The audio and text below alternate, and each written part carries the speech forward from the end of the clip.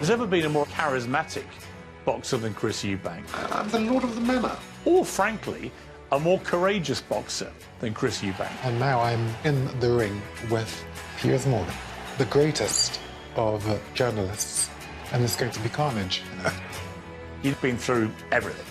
You know, as a kid, he was a juvenile delinquent. He then became this boxing champion, but all that led to was divorce and scandal and bankruptcy. What happened to Chris Eubank? He was also the boxer who left Michael Watson in a wheelchair. And I think the challenge tonight is to really work out who's the real Chris Eubank. Piers suffers no fools. If you're not real, he will crush you. Ding, ding. Off we go. Put your guard up, champ. Bring it. Bring it.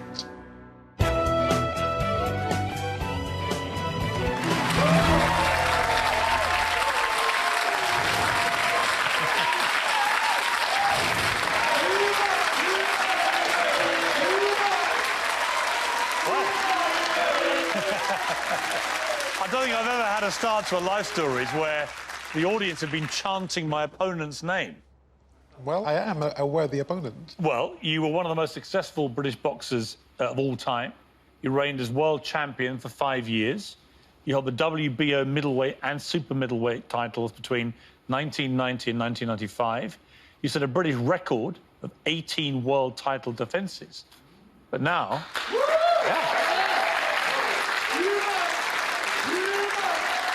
But now, Chris Eubank, you're up against your toughest opponent.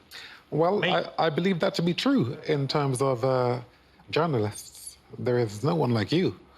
If a man isn't true, then you have the ability to crush them. And how do you feel about that?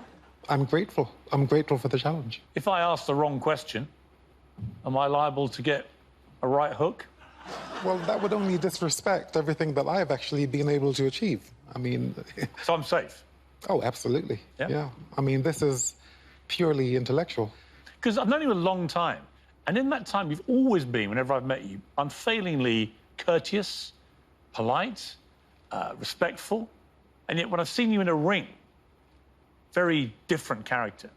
What's the biggest misunderstanding about you, do you think? That I'm arrogant. I'm not arrogant. In the ring, I am, but not outside the ring. Outside the ring, I'm gentle. It's a fine line between being a showman and being arrogant, isn't it? Either in the ring or out of the ring. Inwardly, there is a huge, a vast difference between a show-off and a showman.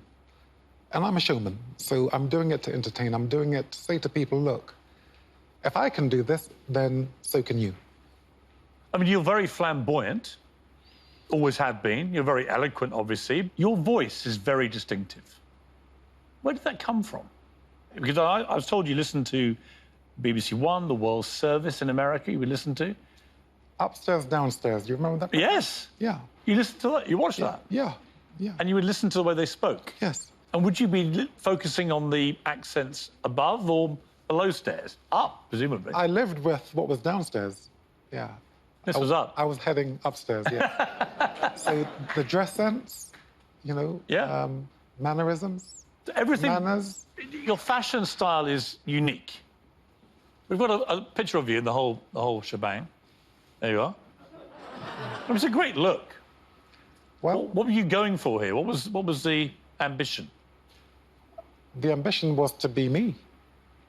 That's all. Are you back in upstairs, downstairs there? Is that the posh guy in the corner of the library with the monocle and the jobbers? I mean, that's the kind of attire you would see on upstairs, downstairs. What you see is what you want to do. But am I right in thinking that's where the inspiration came from? Of course. Yeah. Of course. You used to change outfit 3 or 4 times a day. I had a responsibility to always look sharp, pristine. Really? You've also spent a lot of money on your hair. That I did. Seems a perverse question tonight, but yes. There's not much left. But when you had more hair, you would fly your hairdresser from Manchester every week for 10 years at a cost of £250 a haircut. True? No, not quite. What's the truth? 3 times a week when I had hair. 3 times a week? 3 times, because I was on TV that much. You'd fly him down from Manchester Absolutely. 3 times a week? Yes. So, I mean, the word was you spent about £100,000 on him and hair. It wasn't excess to me. It was dutiful in that I had a duty to actually appear a particular way to the public. Well, we haven't got to the cars yet. But again... The cars and motorbike. You had a Harley-Davidson bike, you had a Range Rover, Aston Martin, Peterbilt truck. Do you still have the truck or not? No, I've had to calm down now. What do you drive now? Just a car. What kind of car? It's just a car. Well, of course it's a car, but, I mean, what kind of car? It gets me from A to B. That's what... So, you know... I'm not trying to be a tabloid. You are now reverting to your early days in journalism. No, I'm asking you for factual information. And it seems to me what you're doing is, for some reason, you're slightly embarrassed about... I am not embarrassed. ...showing or talking about the excess that was going on. I am not embarrassed. I am a gentleman. I never want to entertain in such a way where I'm paying a price for it, where people are saying, well, I don't like him. No, sorry, let me finish this I'm going to do a hang on Please. here. You were the biggest showman in British sport. Of course you wanted people to say, look at me. That was part of your shtick. The way in which you're putting it across, I understand.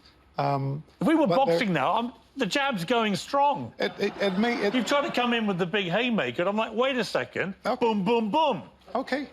All right.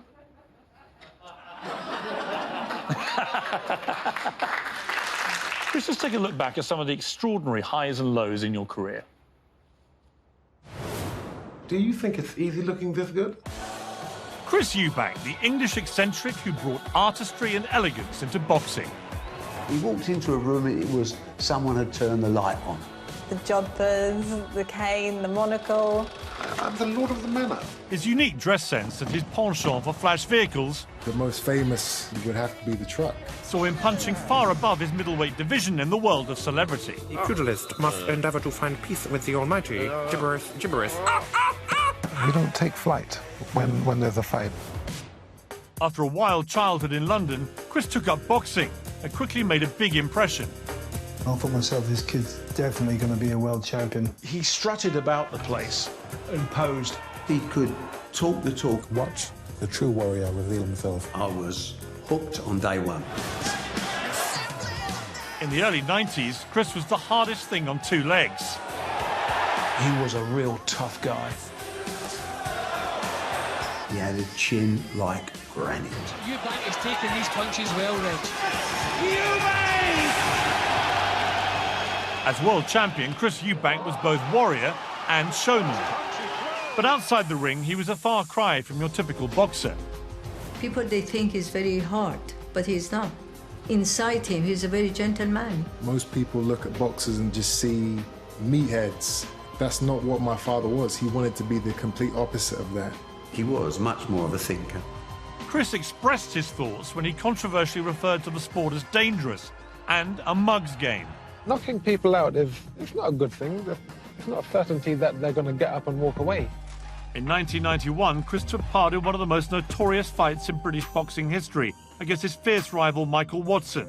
It would prove him right. I don't think he realises what he's up against. Watson was a very, very good boxer. Michael came from a similar background to Chris on the council estates of East London. A shy boy, he took up boxing to defend himself and quickly became a big name. In their first fight, Chris won on a disputed points decision, so 3 months later, the pair squared up for a rematch. Michael, what do you make of this guy? He's dug his grave and he's digging it deep. The fight took place on the 21st of September 1991 at White Hart Lane. Michael Watson dominated from the start, and in the 11th round, Chris was on the brink of defeat.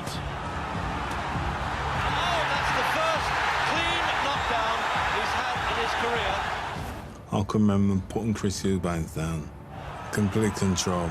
It's only Eubank's fighting spirit, his warrior instinct, that got him up. And out of sheer desperation, he produced this incredible uppercut. He's walked in and he's now Watson. Chris Eubank got up, he came over, and then next minute I can remember blank. Until darkness. Fight for survival. The referee had stopped the fight and Chris had won. But triumph turned to tragedy as Michael was rushed to hospital for emergency brain surgery. We didn't realise the damage at the time. He is at present undergoing further surgery to his injured brain.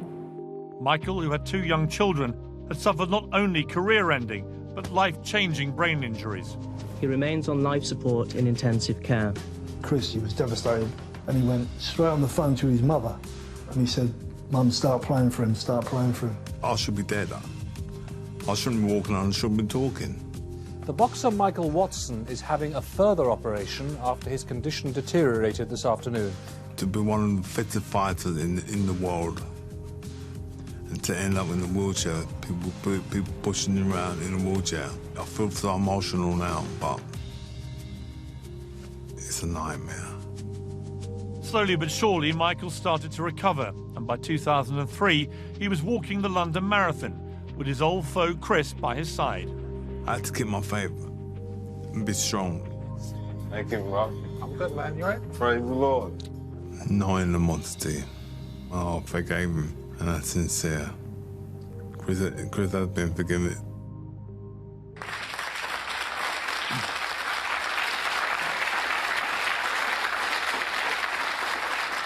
An incredibly difficult moment for you, for Michael, for the sport, for everyone involved. What are your memories of that night?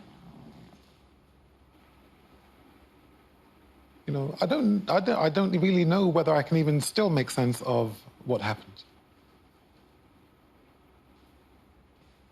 You know, him having to go through what he's gone through and to still be here and to, it's, you know, I can't tell you how sorry.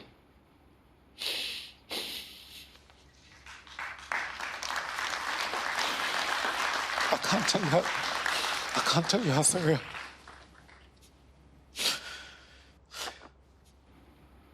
That's the only thing I regret in my career, and really, yeah, it's... Move on, Chris. It's all right. It's okay, bro. Let's move on in life.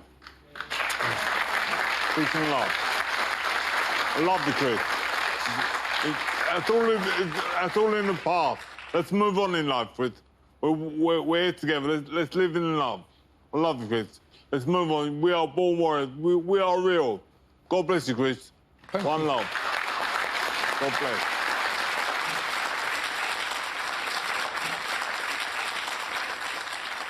How much does it mean to you to have Michael here? And thank you so much for coming. I greatly appreciate it. Absolute pleasure. But for you, Chris, I mean, to have the man come to your Life Story show as a mark of respect for you, that's an extraordinary thing.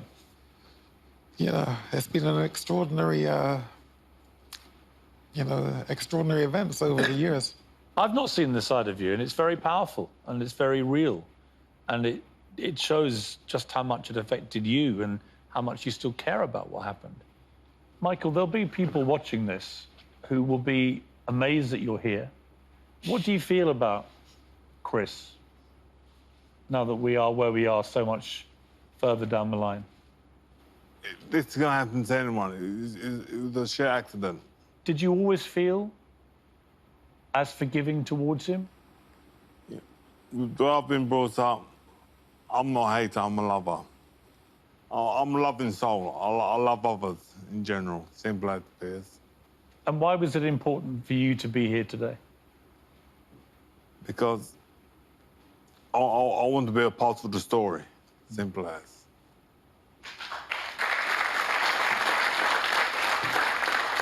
Well, Michael, you are the story.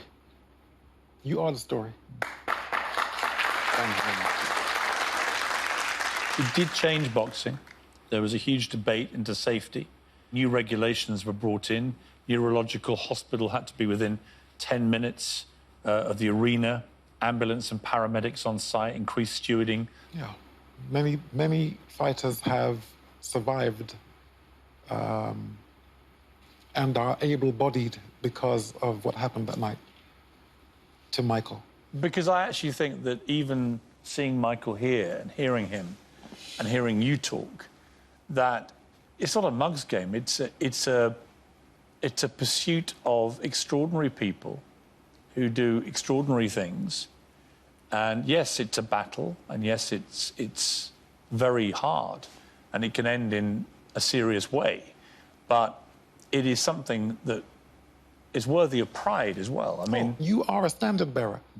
As soon as you start fighting in that ring or on that mat, you know, you've got the world looking at you, because the first instinct of a man is to protect, that is to fight. Now, can you be a gentleman while you're doing it? Can you do it truly? Can you go beyond the, you know, you can't win a fight. So do you quit because you can't win? Or do you go on taking that beating? And if you can go on taking that beating, what you're doing for the public, you are lifting their spirits. And there's no better vocation, lifting the spirits of others. You know, whatever your predicament, whatever situation you're in, you can rise. And that's what we do. You went through a rough time at school. You were expelled multiple times. Can I ask you, did you just purposely cut me off?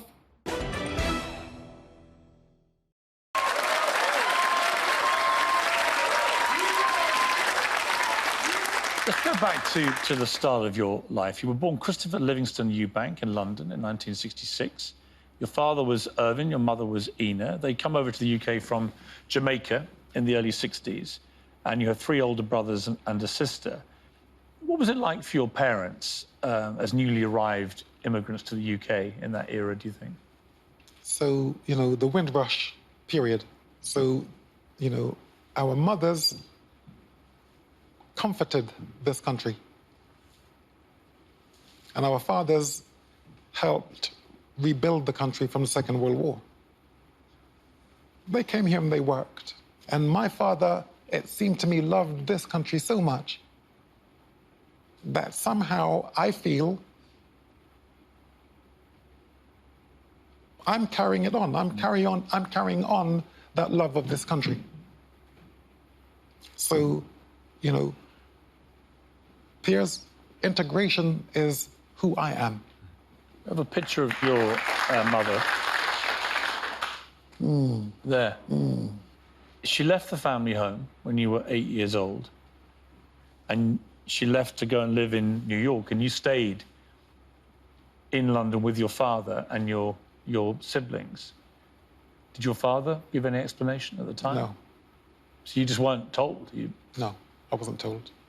Your father he was a gambler, he was a womanizer, he was quite violent with you guys if you misbehaved.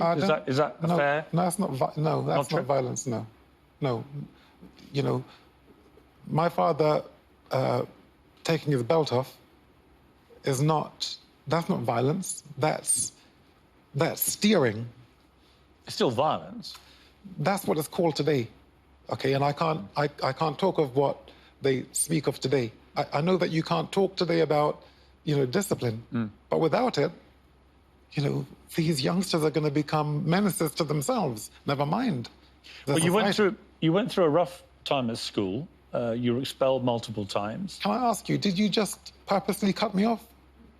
No, I understand exactly what you were saying. Children become menaces to themselves. Yeah. And to society if they are not given instruction. But I would throw it back to you. I would throw it back to you. What I would say back to you is that you believe your father giving you the belt was a discipline that kept you on the straight and narrow. I could argue the complete opposite happened, that despite using the belt on you, you were very unruly at school. I wouldn't say I was unruly. I mean, you were expelled multiple times. I was expelled multiple times. Suspended from one school 18 times? Yeah, in 1 year, that's right. For fighting? For protecting kids who were being bullied. I was doing the right thing. Right. It's called chivalry. And once it's in you, now, as I say, is it conditioning or was I born that way? But it's good. I was protecting those who were being taken advantage of. I wasn't doing anything wrong. I was doing everything right. That's right. You were living with your father and your brothers. Those 3 brothers of mine, whatever has been done to me throughout my life, nothing was harder than actually what those three did to me. My brother Peter, he's never hit me once in his life. But he didn't talk to me. For how long? He was always like this as a child with me. So it was him ignoring me and me wanting, when someone ignores you, you want to get their attention. Yeah. So that was probably the most powerful. More so than my brother David, who, you know, I was always fighting with. So more so than the pain of those fights, him not talking to me. Mm. But that was good. It was great for me. You talk to him now? Oh, yeah. Your friends? Friends, he's my brother. You see, there's a distinction. When you were 13, you were taken into care. Eventually, you left, the last care home was in Peckham, I think. You were homeless for a while. Where were you sleeping when you were homeless? Sometimes the back of a car, you know, a mate's house there, a girlfriend's house there. How long was that period of your life? A year. A year? Mm-hmm. But it was good.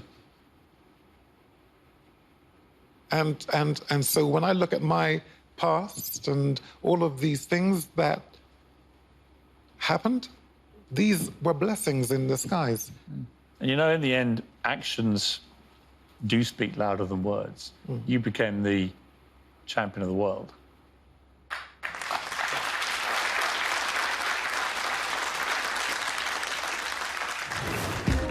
Chris was born in London in 1966 and was quickly sent to Jamaica with his 4 older siblings to live with his grandmother. She was very spiritual. She was all about school, all about church. She was very strict but fair. The children returned to London in the early 70s, but their parents' marriage didn't last, and Chris's mother moved with her daughter to New York in 1974, leaving Chris's father to bring up the 4 boys.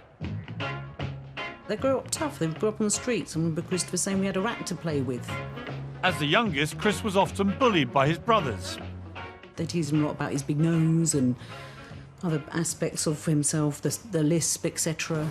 Chris went to the Thomas Carlton School in Peckham. You'd hear, there's going to be a fight after school, there's going to be a fight after school. Chris is going to fight somebody. 9 out of 10 times he won. Having been on the wrong end of bullying at home, Chris didn't like seeing it in school. He didn't like bullies, so he knew he was strong enough to actually help people. This person has bullied another person and then had to contend with Chris. But it would always end up looking like Chris was the instigator. So obviously that gave him a reputation. That's also probably why he's been expelled, suspended and so on and so forth from so many schools. Amid increasing concerns about their behaviour, Chris and 2 of his brothers were moved into foster care. He went from care home to care home and then eventually fell into petty theft. I was a real tea leaf thief. Chris liked the finer things in life, even when he couldn't pay for them. Boxing is full of stories of young men who were maybe on the wrong path. He would shoplift professionally, dressing smartly and hiring a taxi for the day to work the West End stalls. Chris Eubank, as he did in the ring, had the style about his criminality even. In 1982, he was caught and charged with shoplifting. While he was on bail, his parents decided enough was enough. His father sent him to his mother in New York. Chris Eubank was definitely on the road to prison. And once he got to America, he realised he had to straighten himself out. And it was there he discovered boxing. Chris soon found a gym in the Bronx. He couldn't afford the fees, and he became the janitor so he could use their facilities. He just joined the boxing club, I suppose, to keep himself out of trouble. He was given a new start. He didn't want to disappoint himself after what had happened previously. And he trained, and he trained, and he trained, and fell in love with the sport. Boxing probably saved him from prison.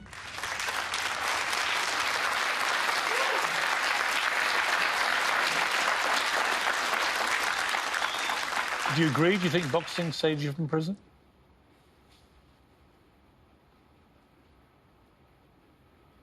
I don't know about that. I don't know how to answer that. I was always smart. I wasn't a blockhead. When you went to New York to be reunited with your mother, you actually jumped bail to do that, right? Yeah. So you could have gone to prison. Do you know that judge in Hove Court? And I remember this judge saying to me, there's a fellow called Keith Miles, who I know, who says you are a very promising young boxer and that you have a great future in front of you if you can keep on the straight and narrow. He said, I'm not going to penalize you, or whatever he said. He wasn't going to give me any sentence. He said, I'm going to give you a chance to go and actually realize your dream. And I never broke the law again. Before that, let's just talk briefly about the sort of criminal bit of your life. You began shoplifting. It was in your teenage years in London. It was quite sophisticated. You were in this gang. You would dress immaculately, have a taxi on standby as you shot through the shops and things. What was in your head at that time? What were you thinking about this lifestyle you were leading? You know, my reasoning at the time was, you know, these shops are charging 400% markup, so they're kind of cheating themselves. That was how you justified it? Yeah. Did you ever hurt people? No. Did any of the gang? No. Definitely not. What would you steal? What was the kind of... Clothes. Sunglasses and clothes. That was it? Yeah. What would you do with them? Sell them and keep the ones which were good. Are you ashamed of your criminal past? No, I'm not ashamed of it. Why not? Because I didn't know any better. But now you do? Yes, I do. And you look back on it? I look back, and that's who I was then. When I was a child, I talked, thought, and reasoned like a child. But now that I'm a man, I've put childish ways behind me. I was a child.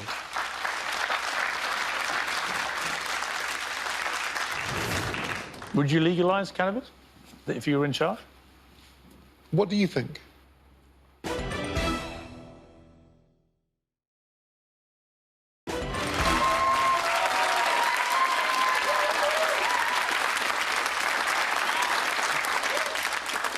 You were into drugs a bit when you were young? No. Cannabis? Marijuana is not a drug. What is it? It's a herb. It's a herb? Yeah. Have you tried that defence with the police, or? I don't break the law. Do you still partake of the herb? No. I have too many responsibilities. So I am active. I'm always on duty. Would you legalise cannabis if you were in charge? What do you think? Tell me about the argument on the negative side. The police will tell you a lot of the cannabis, the skunk end of it these days, is much stronger and therefore potentially much more harmful. But if we're just talking about pure herb, what would you say then? Well, you tell me. I'm interviewing you. Well, really? I mean, you are the journalist. No, really. It's called Piers Morgan's Life Stories. Yes, but you are the journalist. No, I understand, but it's not my job to provide the answer to my own questions. But it may be more powerful for the viewers of your program. Well, the viewers want to know what you think. Let me tell you something, Piers. You know, you are an extraordinary man. Thank you.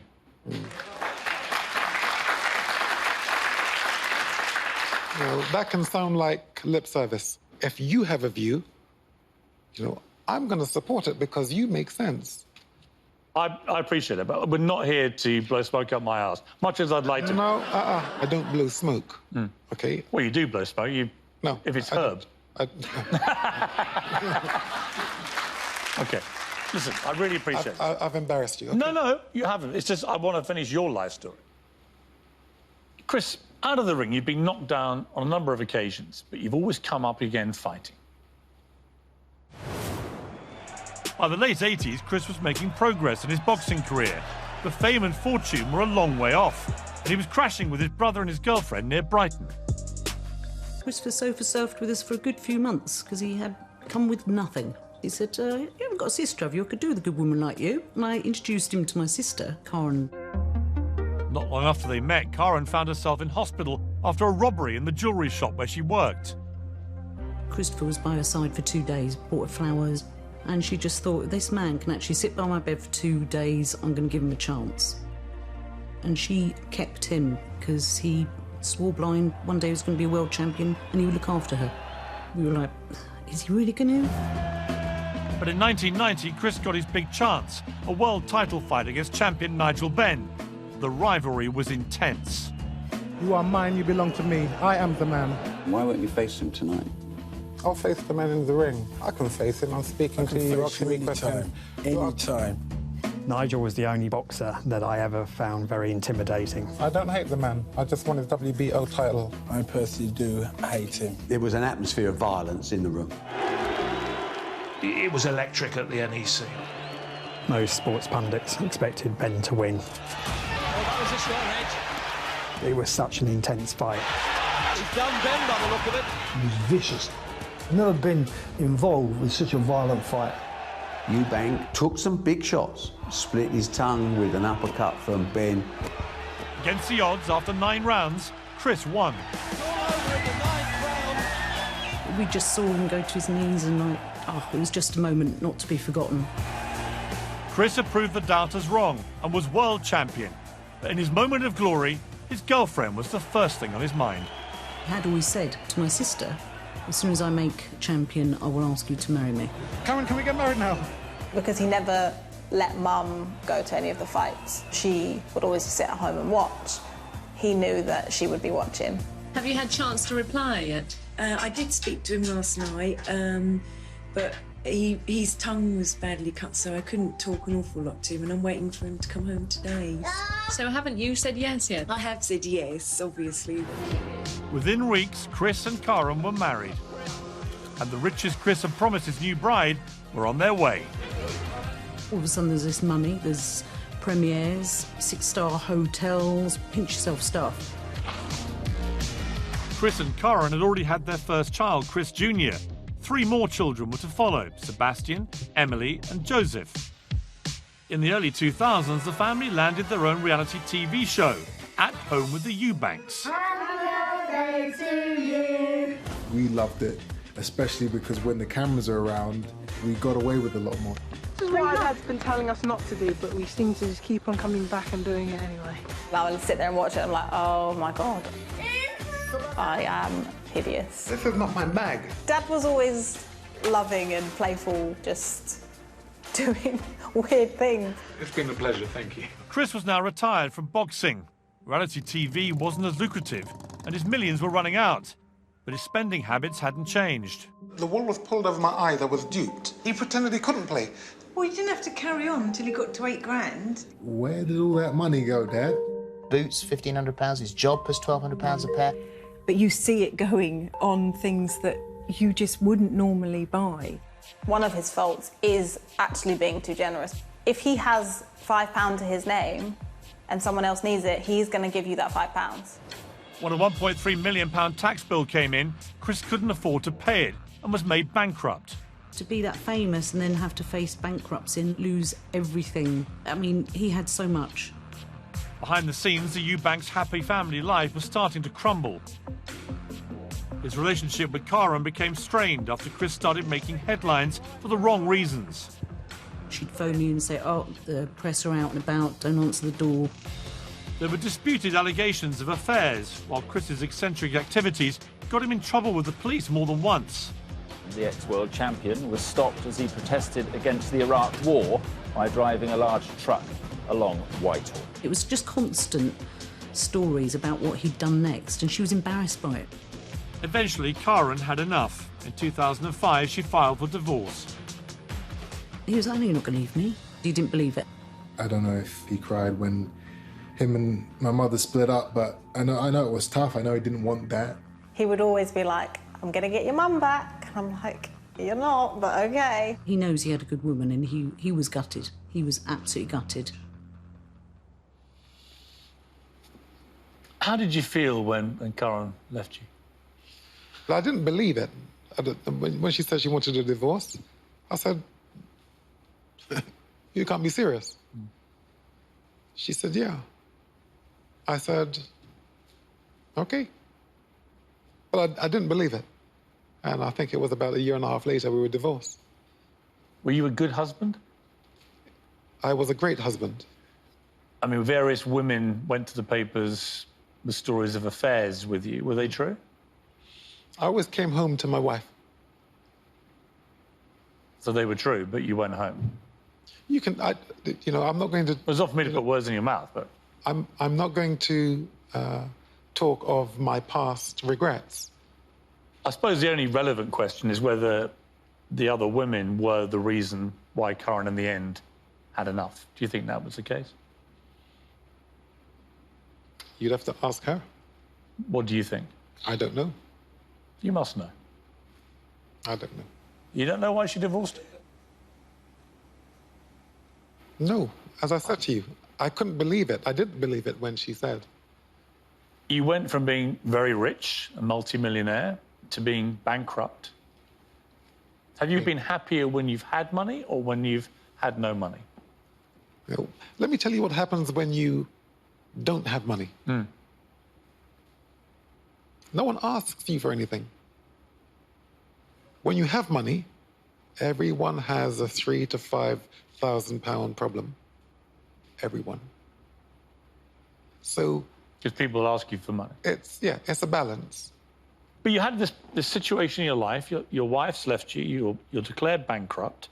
Your daughter found a diary where she said you'd written that you were sleeping in your truck. I mean... Again, you know, the frame of mind I have, do you know what a privilege it is to sleep in the truck? Right. Some people don't have.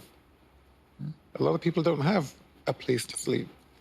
Did that hurt your pride? And what was that like for you? All of these periods, all of these phases were great because I learned. You don't learn when you stay still. This was my luck. Because it's given me a story. Right. Or it's given me a life. Let's go back to the night that you became world champion, beating Nigel Benn. You spent 7 years preparing for that world title fight. Extraordinary dedication and sacrifice. I mean, talk me through what you had to put yourself through in that time. What does it take to become world champion? Yeah, you get up and you run every morning and you train every day. And if you're going to be clever about it, train on Christmas Day and your birthdays, because that's when the other guys are taking a break. You have to get ahead of them intellectually. You have to do things that they won't do. If you can think, if you can use your brains, you can work out how to do anything. We've got a picture of you, 1990, after you defeated Nigel Benn. When you look at that picture, what were you actually thinking in that moment, when you actually achieved the great dream of becoming world champion? That my brothers would finally respect me and treat me like you treat each other. And were they all watching? Oh, yeah, of course, yeah. And what did they say to you afterwards? You're still a tough spot. She listened to all this and still married you? I pulled it off. Well done.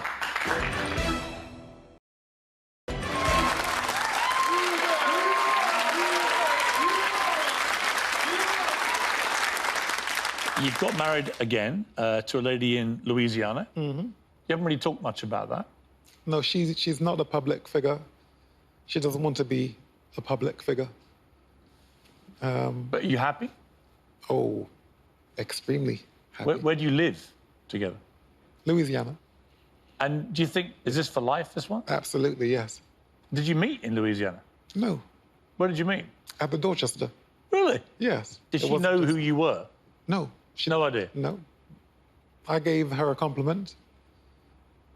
And my line went on for about 3 minutes. How did it start? I was giving credit to the power of women and the female of the species. I got her to go onto a phone and get up a poem written by Rudyard Kipling in 1911 called The Female of the Species. And I said, read that. And as she started to read, I said, when the Himalayan peasant meets the he-bear in his pride, he'll shout to scare the monster who will often turn aside. But the she-bear thus accosted rends the peasant tooth and nail, for the female of the species is more deadly than the male. She listened to all this and still married you? She didn't just listen to it. No, she read it. She read it as I was reciting. So you're reciting the Kipling poem? And she's reading it. Yeah. And it worked. Somehow that you pulled this off. I pulled it off. Well done. A new inspiration has come into your life from your own family. For many people, one Chris Eubank is enough. Now the boxing world has two.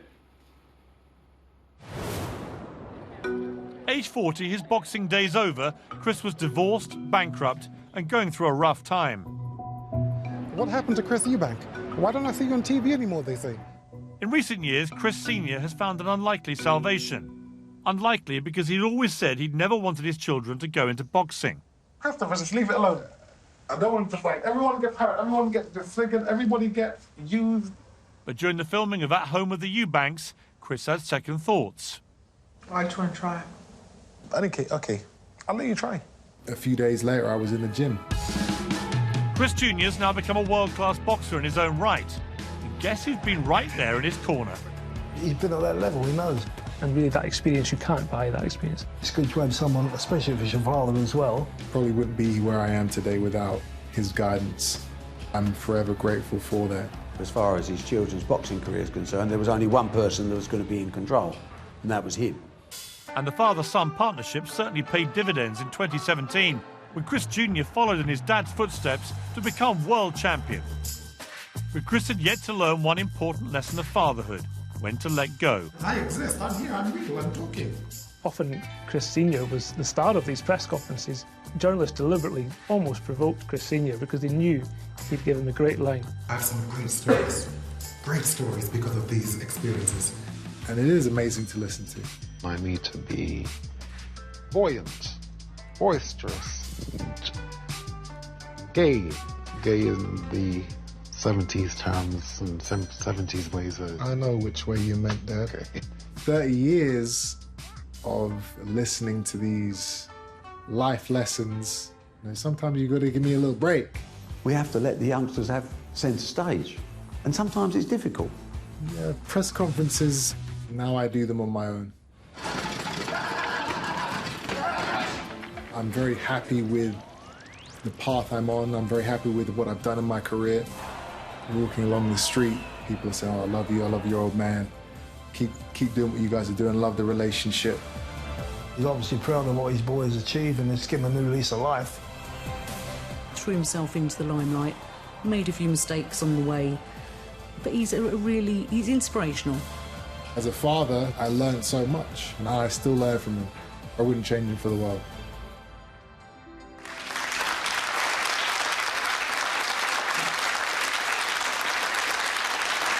You were very resistant that your kids should not follow you into boxing, and then you changed your mind. Why?